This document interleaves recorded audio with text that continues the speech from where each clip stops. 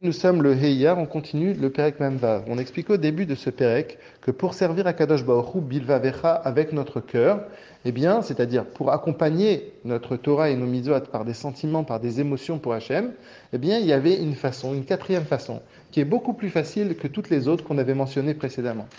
Quelle est cette quatrième façon de servir à Kadosh Baruch Hu Bivavecha? C'est tout simplement de prendre conscience de tous les bienfaits qu'Akadosh Baruch Hu nous procure tout au long de notre vie. Et de même que quand une personne nous fait du bien, nous veut du bien, et si bien sûr de manière authentique, de manière sincère, elle fait ça pour nous, eh bien, humainement, on a un retour positif vis-à-vis de cette personne. On apprécie, on aime cette personne. Eh bien, aujourd'hui, l'Admorazaken nous dit, si on prend, bien sûr, ceci est valable pour une personne, pour deux personnes qui ont un statut égal. Quand il dit ça, ça veut dire, par exemple, deux amis. Deux amis, eh bien, effectivement, il y a justement ce retour positif.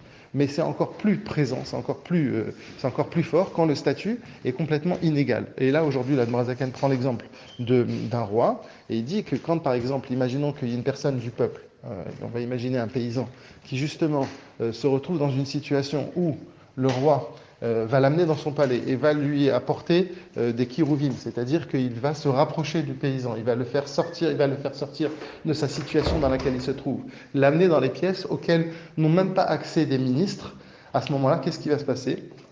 Eh bien, le paysan va se sentir complètement valorisé par le roi. Et que l'Admorazaken continue, et le roi, non seulement il le fait rentrer dans des pièces qui sont complètement privées, mais il lui montre un kirouv encore beaucoup plus grand. Et ce kirouv-là, ce rapprochement du roi, va faire que même si le paysan, justement, il a un cœur complètement de pierre, il est complètement insensible d'habitude, c'est pas une personne qui est dans les émotions, c'est une personne qui est par exemple est que dans le séchel, ou bien c'est une personne qui est complètement lié à lui-même, il est complètement froid, il a un cœur de pierre, eh bien, tous ces kérouvim, tout le fait que ce rapprochement du roi vis-à-vis de ce paysan va faire que son cœur va complètement fondre et il va avoir des émotions et des sentiments pour le roi.